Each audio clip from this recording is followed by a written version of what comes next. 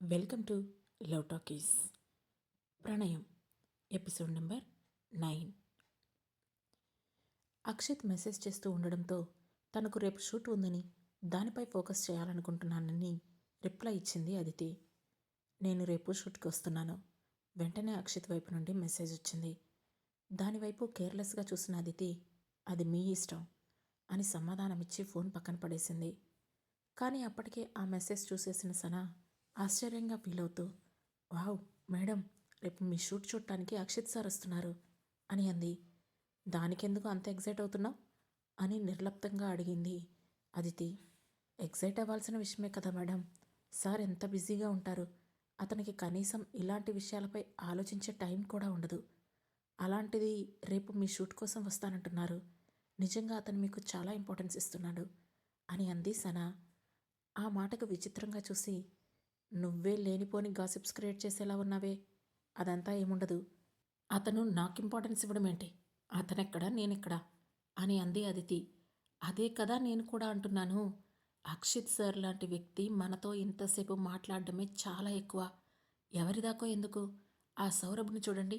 అతను ఇప్పుడిప్పుడే ఎదుగుతున్న ఆర్టిస్ట్. కానీ అతనికి ఎంత పొగరు. ఎప్పుడు మిమ్మల్ని ఎలా డౌన్ చేయాలా అని ఆలోచిస్తూ ఉంటాడు. కానీ అక్షిత్ సార్ అలా కాదు. మీకు ప్రత్యేక స్థానం ఇస్తున్నారు అని ఉత్సాహంగా చెప్పింది సనా. ఆ మాటకు ఎలా రియాక్ట్ అవ్వాలో అదితికి అర్థం కాలేదు. మేనకగా ఆలోచిస్తే అతను అదితిపై చూపిస్తున్న ఇంట్రెస్ట్ను చూసి అక్షిత్పై అంతులేని కోపం వస్తుంది. కానీ అదితి స్థానంలో ఉండి చూస్తే అది ఖచ్చితంగా అందరికీ తన అదృష్టంగానే కనిపిస్తుంది. అందుకే ఇంకేం మాట్లాడలేక, సరే ఇక ఆ సంగతి వదిలే, నువ్వు వెళ్ళి రెస్ట్ తీసుకో. నేను కూడా బాగా అలసిపోయాను. త్వరగా మెడిసిన్ వేసుకొని నిద్రపోవాలి అని అంది అదితి. ఓకే మేడం అని చెప్పి వెళ్ళిపోయింది సనా. ఆ తర్వాత అదితి కూడా మెడిసిన్ వేసుకొని అలసటగా బెడ్పై వాలింది. కానీ ఆమె మనసులో అక్షిత్ గురించిన ఆలోచనలే ఎక్కువగా మెదులుతున్నాయి. అందరూ అనుకుంటున్నట్లు నేను అక్షిత్ను బలవంతంగానే పెళ్లి చేసుకున్నానా? అతనికి నాతో పెళ్ళి నిజంగానే ఇష్టం లేదా? అందుకే మా ఇద్దరి మధ్య ఎప్పుడు గొడవలు వస్తూ ఉండేవా? లేదా నేనే అతన్ని సరిగ్గా అర్థం చేసుకోలేదా? లేదు, నేను అక్షిత్ను అతని తెలివితేటల్ని, అందాన్ని చూసి ఇష్టపడి పెళ్లి చేసుకున్నాను. అందరూ అనుకుంటున్నట్లు నేను అతన్ని బలవంతం చేయలేదు. కానీ మా పెళ్ళైన 3 ఏళ్లలో అతను ఒక్కసారి కూడా నా మనసులో ఉన్న ఫీలింగ్స్ను అర్థం చేసుకునేందుకు ప్రయత్నించలేదు. మనసు విప్పి ఒక్క మాట కూడా మాట్లాడకపోతే అతని మనసులో ఏముందో నాకెలా తెలుస్తుంది? ఎప్పుడూ ఏదో పోగొట్టుకుంటున్నట్లు మౌనంగా ఆలోచిస్తూ ఉంటాడు. ఏమడిగినా సరే ముక్తసరిగా సమాధానం చెప్తాడు. అలాంటి వాడితో ఏ ఆడపిల్లైనా ఎలా ప్రేమగా ఉండగలుగుతుంది?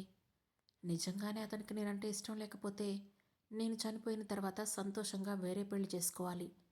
కానీ సనా చెప్పిన దాని ప్రకారం అతను ఇప్పటికీ నా గురించి ఆలోచిస్తున్నాడు. నేను కష్టపడి సంపాదించింది వ్యర్థం కాకుండా ఉండడానికి ప్రయత్నిస్తున్నాడు. ఇప్పటికీ అందరి ముందు నన్ను భార్య అని గౌరవంగా పిలుస్తున్నాడు. ఇదంతా ఎందుకు చేస్తున్నాడు అని ఎడతెగని ఆలోచనలతో సతమతమవుతూ ఎప్పటికో నిద్రలోకి జారుకుంది. మరోవైపు తన బెడ్రూమ్లో ఉన్న అక్షిత్ అదితి పంపించిన మెసేజ్ల వైపే అదే పనిగా చూస్తూ ఆలోచనలో పడిపోయాడు. ఆ మెసేజ్లు తనకు బాగా పరిచయం ఉన్నట్లు అనిపిస్తున్నాయి. ఇలాంటి సమాధానాలు అతనికి కొత్త కాదన్నట్లు అతని పెదాలపై చిన్న నవ్వు కూడా ఉంది. కొన్ని అపార్థాలు తొలగించాలంటే కొన్నిసార్లు మౌనంగానే ఉండాలి. కానీ నా మౌనం ఒక జీవితానికి సరిపడా అపార్థాన్ని సృష్టించింది అని తనలో తానే అనుకున్న అతను ఏవో జ్ఞాపకాల్లోకి వెళ్ళిపోయాడు. తర్వాత రోజు ఉదయాన్నే షూటింగ్ స్టార్ట్ అయ్యింది. సినిమా కథలో భాగంగా సౌరభ్ దియాల పెళ్లి జరుగుతూ ఉంటుంది. కానీ ఆ పెళ్లి సౌరభ్కి ఇష్టం ఉండదు. కేవలం వ్యాపార సంబంధాల కోసమే ఆమెను పెళ్లి చేసుకోవలసి వస్తుంది. ఆ ఎమోషన్ను సౌరభ్ బాగా పండించాడు. సీన్ కూడా బాగా రావడంతో డైరెక్టర్ గణేష్ అందరికన్నా ముందుగా చప్పట్లు కొడుతూ, చాలా బాగా చేశావు సౌరభ్, కీప్ ఇట్ అప్ అని అభినందించాడు. ఆ తర్వాత సీన్ అదితితో చేయాల్సి ఉంది. కథలో భాగంగా సౌరభ్ దియాల పెళ్లి జరుగుతూ ఉండగా అక్కడికి వస్తుంది అదితి. ఆమె హీరో సౌరభ్కి బంధువు. అలాగే హీరోయిన్ దియాకి ప్రాణ స్నేహితురాలుగా ఉంటుంది. చాలా ఏళ్ళు విదేశాల్లో ఉండి సరిగ్గా పెళ్లి సమయానికి ఆమె మళ్ళీ ఇండియాకు చేరుకుంటుంది. దానికి కారణం ఆమె మనసులో ఉన్న ప్రతీకార జ్వాల. ఆ సందర్భంలోనే పెళ్లి జరుగుతుండగా అక్కడికి వచ్చింది అదితి. బయట కుండపోతగా వర్షం కురుస్తుండగా ఆమె గొడుగు పట్టుకుని నడుస్తూ వచ్చినప్పుడు బయట లాన్లో ఒక డాక్టర్ శవం ఆమెకు కనిపిస్తుంది. నిజానికి ఆ హత్యను అదితినే చేస్తుంది. కానీ ఎవరూ తనని అనుమానించకుండా నటిస్తూ అందరి ముందు బాధపడుతూ అలాగే హీరో క్యారెక్టర్ అడిగే ప్రశ్నలకు సమాధానం చెబుతూ ఎమోషన్స్ను వరుసగా ప్రదర్శించాల్సిన అత్యంత కష్టమైన సన్నివేశం. స్పాట్కి కొంచెం దూరంగా కూర్చొని దానికోసమే రెడీ అవుతూ ఉంది అదితి. అప్పుడు సనా, మేడం నెక్స్ట్ సీన్ మీదే, మేకప్ ఆర్టిస్ట్ని పిలిచి ఒకసారి టచప్ చేయమని చెబుతాను అని అంటూ మేకప్ ఆర్టిస్ట్ కోసం వెళ్ళబోయిన సనా వెనక్కి తిరిగి చూసి అలాగే ఆగిపోయింది. దానికి కారణం అప్పుడే బ్లాక్ కలర్ కోట్లో తన అసిస్టెంట్తో కలిసి తమ వైపే వస్తూ కనిపించాడు అక్షిత్. అతన్ని చూడగానే అప్రయత్నంగా అక్షిత్ సార్ అని అంది సనా. ఆ మాట విని వెంటనే తల తిప్పి చూసింది అదితి. కానీ అక్కడ కనిపించిన అక్షిత్ను చూసి తనకు అతనితో ఎలాంటి సంబంధం లేదన్నట్లు పట్టించుకోకుండా త్వరగా తల పక్కకు తిప్పుకుంది. అక్కడికి వచ్చిన అక్షిత్ అదితికి వెనుకగా నుంచొని సనా వైపు చూసి నీ పని చేసుకో అన్నట్లు సైగ చేశాడు. దాంతో సనా సైలెంట్గా తలాడించి అక్కడి నుంచి వెళ్ళిపోయింది. అక్షిత్ మౌనంగా అక్కడే నుంచున్నాడు. అది చూసి అతని అసిస్టెంట్ మురారి ఆశ్చర్యపోతూ బాస్ చనిపోయిన తన భార్యతో ప్రవర్తించినట్లు ఈమెతో కూడా ఎందుకు ప్రవర్తిస్తున్నాడు అని అనుకోకుండా ఉండలేకపోయాడు. అదే సమయంలో అటువైపు తిరిగి ఉన్న అదితి కూడా ఇతను ఇలా ఎందుకు చేస్తున్నాడు, అనవసరంగా లేనిపోని గాసిప్స్ క్రియేట్ అవుతాయని తెలీదా అని మనసులోనే చిరాకు పడింది. ఇంతలో మేకప్ ఆర్టిస్ట్ని తీసుకొని అక్కడికి వచ్చింది సనా. అక్కడ ఉన్న అక్షిత్ని చూసి మేకప్ ఆర్టిస్ట్ కూడా భయంతో ఒక్కడుగు వెనక్కి వేసి మౌనంగా చేత్తోనే అతనికి నమస్కారం చేశాడు. అక్షిత్ చిన్నగా తలాడించడంతో ఆ మేకప్ ఆర్టిస్ట్ అదితి ముందుకు వెళ్ళి మెల్లగా ఆమెకు మేకప్ చేయడం మొదలుపెట్టాడు.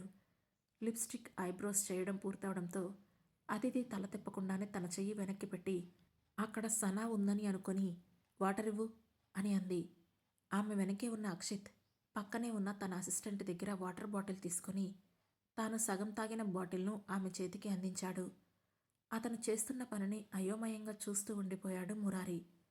బాటిల్ తీసుకున్న అదితి వాటర్ తాగి మళ్ళీ వెనక్కి తిరగకుండానే బాటిల్ను అందించింది. అక్షిత్ వెంటనే ఆ బాటిల్ తీసుకున్నాడు. అదంతా చూసిన ఆ మేకప్ ఆర్టిస్ట్ కూడా అసలు అక్కడ ఏం జరుగుతుందో అర్థం కాక లోపలే షాక్ అవుతూ భయంతో తన కళ్ళను వెనక్కి ముందుకు తిప్పుతున్నాడు. అతని ముఖంలో భయాన్ని గమనించిన అదితి అనుమానంగా తలను వెనక్కి తిప్పింది. అక్కడ కనిపించిన అక్షిత్ను చూసి అతని చేతిలో ఉన్న వాటర్ బాటిల్ని చూసి కాసేపటి క్రితం ఏం జరిగిందో ఆమె వెంటనే ఊహించగలిగింది. అప్పటికే తన పని పూర్తవడంతో మేకప్ ఆర్టిస్ట్ గబగబా అక్కడి నుంచి లేచి వెళ్ళిపోయాడు. దాంతో అదితి పళ్ళు కొరుకుతూ అక్షిత్ వైపు సీరియస్గా చూసి అక్షిత్ సార్, ఇది సెట్, ఒకసారి మీరేం చేస్తున్నారో గమనించుకోండి అని అంది. ఇందులో గమనించడానికి ఏముంది, నేను వాటర్ తాగడం తప్పు కాదే అని కూల్గా అన్నాడు అక్షిత్. ఆ మాటకు అదితి కళ్ళు పెద్దవి చేసి అతని వైపు వింతగా చూస్తూ తెలివిగా మాట్లాడుతున్నానని అనుకుంటున్నారా అని అడిగింది. ఇందులో తెలివి చూపించడానికేముంది, అంటే ఇప్పుడు నేను వాటర్ తాగడం వాళ్ళెవరూ చూడలేదని నువ్వు ఫీల్ అవుతున్నావా? సరే, నెక్స్ట్ టైం వాళ్ళందరూ చూసేలాగా చేస్తానులే అని నవ్వుతూ అన్నాడు అక్షిత్. ఆ మాటకు అదితి కోపంతో ఏదో అనబోయింది. కానీ ఇంతలో అటువైపు డైరెక్టర్ గణేష్ తన అసిస్టెంట్తో సహా రావడం చూసి సైలెంట్ అయ్యింది. అక్కడికి వచ్చిన గణేష్ అక్షిత్తో మాట్లాడుతూ మీరు ఈరోజు కూడా వస్తారని ఊహించలేదు, ముందే తెలుసుంటే మీకోసం ఏర్పాట్లు చేసేవాడిని అని అన్నాడు. ఈ రోజు నుంచి మెయిన్ స్టోరీ స్టార్ట్ అవుతుంది కదా, కొంచెం కేర్ తీసుకోవడం అవసరం ఉందని అనిపించింది, అందుకే వచ్చాను అని హుందాగా చెప్పాడు అక్షిత్. అవును, మీరు చెప్పింది నిజమే, రండి అందరం కలిసి ఒక కాఫీ తాగుదాం అంటూ ఇన్వైట్ చేశాడు గణేష్. నాకేం అవసరం లేదు సడన్గా మధ్యలో కలుగజేసుకుంటూ కోపంగా చెప్పింది అదితి. ఆ మాట వినగానే డైరెక్టర్ గణేష్ ఆమె వైపు చూసి కొంచెం సైలెంట్గా ఉండు అన్నట్లు సైగ చేశాడు. అప్పుడు అక్షిత్ నవ్వుతూ నువ్వు కాఫీ తాగవని తెలుసు, అందుకే నీకోసం వేడి నీళ్లు రెడీ చేస్తారు, వాటిని తాగు అని అన్నాడు. ఆ మాట విని అదితితో పాటు అక్కడున్న వాళ్ళంతా అతని వైపు ఆశ్చర్యంగా చూశారు. అదితి కాఫీ తాగదన్న సంగతి సీఈఓ అక్షిత్కి ఎలా తెలుసు అనే అనుమానం అక్కడున్న అందరిలోనూ కలిగింది. అదే ప్రశ్న అదితి కళ్ళలో కూడా కనిపించడంతో నువ్వు మొన్నటిదాకా హాస్పిటల్లో ఉండొచ్చావు కదా, కాఫీ తాగడం నీ హెల్త్కి మంచిది కాదు, అని ప్రశాంతంగా చెప్పాడు అక్షిత్. దాంతో అదితి కొంచెం తేలిగ్గా ఊపిరి పీల్చుకొని వెంటనే మొబైల్ తీసి ఇంక చాలు అంటూ వాట్సాప్లో అతనికి మెసేజ్ పంపించింది. తన ఫోన్లో వాట్సాప్ నోటిఫికేషన్తో పాటుగా మెసేజ్ కూడా చూసిన అక్షిత్ ఆమెకు ఒక స్మైలీ బొమ్మను రిప్లైగా పంపించాడు. దాంతో అదితి ఇంక తట్టుకోలేనట్లు డైరెక్టర్ వైపు చూసి, డైరెక్టర్ గారు, నా షాట్ రెడీ అయిందా అని అడిగింది. దాంతో గణేష్ సెట్ వైపు చూసి, రెడీ అయింది, కాఫీ తాగిన తర్వాత షూట్కి వెళ్దాం అని అంటూనే సెట్లో ఉన్న బాయ్స్ చేత కాఫీ తెప్పించి అందరికీ ఇప్పించాడు. అక్షిత్కు దూరంగా వెళ్ళి నించుంది అదితి. అప్పుడు గణేష్ ఆమె దగ్గరికి వెళ్ళి, నీకు ఈ సీఈఓకి మధ్య ఏం జరుగుతుంది, అతను నీకు ముందే తెలుసా అని అడిగాడు. ఆ ప్రశ్నకు ఒక క్షణం కంగారు పడిన అదితి వెంటనే తేరుకొని, హా, పెద్దగా కాదు, కొంచెం తెలుసు. ఒకరోజు రాత్రి అనుకోకుండా అతను రాంగ్ రూట్లో వచ్చి నేనున్న క్యాబ్కి డాష్ ఇచ్చాడు. అప్పుడు నాకు చిన్న దెబ్బ తగిలింది. అప్పటి నుండి అతనిలో గిల్టీ ఫీలింగ్ ఉంది. అందుకే నన్ను కొంచెం కేర్ చేస్తున్నట్లుగా మాట్లాడుతున్నాడు అని అప్పటికప్పుడు ఒక అబద్ధాన్ని అల్లేసింది. ఓ, ఓకే అని ఆ విషయాన్ని అంతటితోనే వదిలేసిన గణేష్, సరే, నీకు సౌరభ్తో యాక్ట్ చేయడానికి ఎలాంటి ఇబ్బంది లేదు కదా అని అడిగాడు. యాక్ట్ చేయడానికి ఏ ఆర్టిస్ట్ అయితే ఏముంది, కూల్గా అంది అదితి. గుడ్, ముందు నీ సోలో పర్ఫార్మెన్స్ షూట్ చేస్తాను, తర్వాత సౌరభ్ క్యారెక్టర్ జాయిన్ అవుతుంది అని చెప్పి వెళ్ళి షాట్ రెడీ చేయండి అని తన టీంతో చెప్పాడు. వెంటనే అక్కడ కుండపోత వర్షం కురుస్తున్నట్లుగా వాటర్ ఏర్పాటు చేయడంతో సీన్ మొదలైంది. అదితి కెమెరా ముందుకు వెళ్ళి నిలబడింది. గణేష్ మానిటర్ ముందు కూర్చొని స్క్రీన్లో అదితిని చూశాడు. ఒక క్షణం అతని నుదురు ఆశ్చర్యంగా ముడుచుకుంది. దానికి కారణం, ఒక ఆర్టిస్ట్కి స్క్రీన్ ప్రజెన్స్ అనేది చాలా ఇంపార్టెంట్. డైరెక్టర్కి కావలసిన యాంగిల్ను తనకు తానుగా అర్థం చేసుకొని కేవలం ఒక ఎక్స్పీరియన్స్ ఉన్న యాక్టర్ మాత్రమే ఇవ్వగలరు. అలాంటిది ఫస్ట్ ఫ్రేమ్లోనే అదితి పర్ఫెక్ట్ యాంగిల్లో కనిపించడం చూసి, ఈమె చాలా తక్కువ సినిమాల్లో చేసింది, కానీ చాలా ఎక్స్పీరియన్స్ ఉన్నట్లు కనిపిస్తుంది అని మనసులోనే అనుకున్నాడు. సెట్ మొత్తం పూర్తి నిశ్శబ్దంగా మారిపోయింది. క్లాప్ అని పెద్దగా అరిచి చెప్పాడు గణేష్. దాంతో టీం మెంబర్ వెళ్ళి క్లాప్ బోర్డ్ కొట్టారు. వెంటనే గణేష్ యాక్షన్ అని అరిచాడు. ఫ్రేమ్లో ఉన్న అదితి గొడుగు పట్టుకొని వానలో తడుచుకుంటూ ముందుకు వెళుతుంది. ఇంతలో సడన్గా పక్కనే ఉన్న లాన్లో డాక్టర్ కింద పడిపోయి కనిపించడంతో ఆమె హడావుడిగా ముందుకు వెళ్ళి ఆ డాక్టర్ను కదిలించి చూసింది. అతని వైపు నుండి ఎలాంటి అలికిడి లేకపోవడంతో వెంటనే తన చేతిని అతని ముక్కు దగ్గర పెట్టి శ్వాసను చెక్ చేసింది. గాలాడకపోవడంతో అతను చనిపోయాడని అర్థం చేసుకొని ఒక్కసారిగా భయంతో అడుగు వెనక్కి వేసింది. ఆ తొట్రుపాటిలో ఆమె కాలు కింద ఉన్న గడ్డిలో ఇరుక్కుపోవడంతో కింద పడిపోయి ముందుకు కదలలేకపోయింది. వెంటనే భయంతో, ఎవరైనా ఉన్నారా, ప్లీజ్ త్వరగా రండి అని అరుస్తూ పైకి లేవడానికి ప్రయత్నిస్తూ ఉంది. కానీ ఇంతలో గడ్డిలో ఉన్న రక్తం ఆమె 2 చేతులకు అంటడంతో వాటిని చూసుకొని ఆమె భయంతో అరవాలని అనుకుంది. కానీ ఆ సమయంలో ఆమె గొంతు నుండి మాట పెగల్లేదు. ఆ సీన్ చూస్తున్న డైరెక్టర్ గణేష్ షాక్తో నోరు తెరిచాడు. ఆమె అంత బాగా చేస్తుందని, ఎమోషన్స్ను అంత పర్ఫెక్ట్గా పలికిస్తుందని అతను ఏమాత్రం ఊహించలేదు. మిగతా టీం కూడా మాట్లాడడం మర్చిపోయినట్లు అలా చూస్తూనే ఉండిపోయారు. వాళ్ళలో సౌరభ్, దియా కూడా ఉన్నారు. కాసేపటికి తేరుకున్న గణేష్ కట్ అని పెద్దగా చెప్పి వెంటనే చప్పట్లు కొడుతూ అదితి దగ్గరకు వెళ్ళి ఉత్సాహంతో, అమేజింగ్ అదితి, చాలా బాగా చేశావు. నువ్వు ఇంతకుముందు ఏమైనా యాక్టింగ్ క్లాసెస్ జాయిన్ అయ్యి యాక్టింగ్ నేర్చుకున్నావా అని అడిగాడు. మీకు అలా అనిపిస్తుందా అని నవ్వుతూ అడిగింది అదితి. ఎలాంటి ప్రాక్టీస్ లేకుండా ఇలా యాక్ట్ చేయడం మాత్రం ఇంపాసిబుల్ అని అన్నాడు గణేష్. ప్రాక్టీస్ ఏం లేదు, చిన్నప్పుడు ఎప్పుడో ఒకసారి మాత్రం ఒక చిన్న నాటకంలో యాక్ట్ చేశాను అంతే అని చెప్పింది అదితి. నిజమా? ఎలాంటి ప్రాక్టీస్ లేకుండానే ఇంత బాగా చేశావా అని అనుమానంగా అడిగాడు గణేష్. ఈ సినిమా కన్నా ముందు 2-3 చిన్న క్యారెక్టర్స్ చేశాను కదా సార్, ఆ ఎక్స్పీరియన్స్ ఉపయోగపడింది అని చెప్పింది అదితి. నిజానికి అదితి శరీరంలో ఉన్న మేనకకు చిన్నప్పటి నుండి రంగస్థలంలో వేసే నాటకాలంటే చాలా ఇష్టం. అందులో కొన్ని నాటకాల్లో కూడా ఆమె యాక్ట్ చేసి బెస్ట్ యాక్టర్గా కూడా అందరి ప్రశంసలు పొందింది. అందుకే ఆమెకు ఈరోజు యాక్టింగ్ చేయడం పెద్ద ఇబ్బంది అనిపించలేదు. ఏవేమైనా నీ యాక్టింగ్ మాత్రం ఈరోజు మా అందరికీ ఒక పెద్ద షాక్ అని నవ్వుతూ చెప్పి వెళ్ళిపోయాడు గణేష్. అక్కడే నిలబడి చూస్తున్న సౌరభ్, దియా ఒక్క మాట కూడా మాట్లాడకుండా ఉండిపోయారు. వాళ్ళిద్దరూ యాక్టింగ్లో అప్పటికే పేరు తెచ్చుకున్నారు. కాబట్టి ఖచ్చితంగా అదితి తమ ముందు దిగదుడిపే అని వాళ్ళు ఇప్పటి వరకు అనుకున్నారు. మరోవైపు సనా అక్షిత్ కూడా అంతే ఆశ్చర్యంలో ఉండిపోయారు. ఇంతలో గణేష్ మళ్ళీ మానిటర్ ముందుకు వెళ్ళి, సౌరభ్, ఇప్పుడు నువ్వే ఎంటర్ అవ్వాలి అని పిలిచాడు. దాంతో సౌరభ్ మౌనంగా వెళ్ళి తన పొజిషన్ తీసుకున్నాడు. అదితి కూడా మళ్ళీ తన సీన్లోకి వెళ్ళి నేలపై పడిపోయినట్లుగా కూర్చుంది. యాక్షన్ అని అరిచాడు గణేష్. ఒక రిచ్ పెళ్లికొడుకు క్యారెక్టర్లో ఉన్న సౌరభ్ పెళ్లి మండపం డోరు వద్ద తన అతిథులతో మాట్లాడుతున్నాడు. సరిగ్గా అదే సమయంలో వర్షం కురవడం, దూరం నుండి ఎవరో అమ్మాయి ఏడ్చినట్లు పెద్దగా కేక వినిపించడంతో అతను పరిగెత్తుకుంటూ అటువైపు వెళ్ళాడు.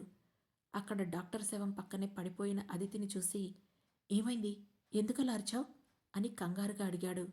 అదితి వెంటనే తన క్యారెక్టర్లోకి ప్రవేశించి ముఖంలో భయంతో నోట మాట రానట్లు వణుకుతూ సౌరభ్ వైపు, డాక్టర్ శవం వైపు మార్చి మార్చి చూస్తుంది. సడన్గా ఆమె ఎక్స్ప్రెషన్ మార్చడంతో సౌరభ్ తాను చెప్పాల్సిన డైలాగును మర్చిపోయి అలాగే నుంచొని అదితి వైపు చూస్తుండిపోయాడు.